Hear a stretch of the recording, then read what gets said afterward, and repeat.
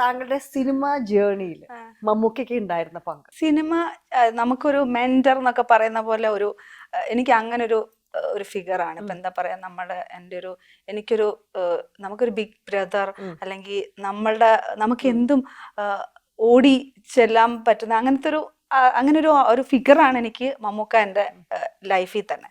അപ്പം ജേർണി ഞാൻ സിനിമയിൽ വന്ന 2010-11 സമയത്താണ്. അപ്പം ആ കാലഘട്ടം തൊട്ട് എനിക്ക് മമ്മൂക്കയെ അറിയാം. സോ മമ്മൂക്കയും എന്നെ അറിയാം. അപ്പം ഞാൻ ആ കാലം തൊട്ട് ഞാൻ മമ്മൂക്കയുടെ പടം എടുക്കാൻ ആണ് ഞാൻ നടക്കുന്നത് എന്നുള്ളത് എല്ലാവർക്കും അറിയാം. സത്യമായിട്ടും എനിക്ക് ഞാൻ ആദ്യമായിട്ട് മമ്മൂക്ക ഇന്റർവ്യൂന്ന് പോകുന്ന സമയത്ത് ഞാൻ രതിനോട് എന്നും കടപ്പെട്ടവളാണ്.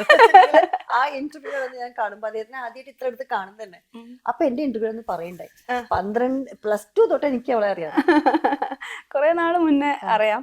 അപ്പൊ ഇങ്ങനെ അദ്ദേഹം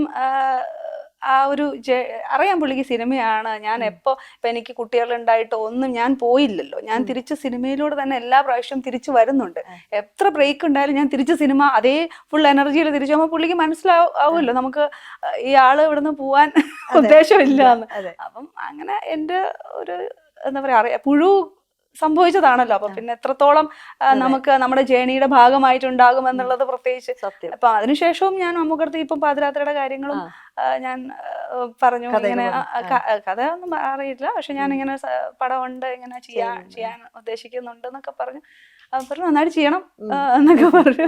പിന്നെ ഇപ്പം റിലീസ് വൈകിയപ്പോഴും ചോദിച്ചു, എന്താണ് റിലീസ് ചെയ്യണ്ടേ, എടുത്താൽ മതിയോ, പടം എടുത്താൽ മതിയോ, റിലീസ് ചെയ്യണ്ടേ?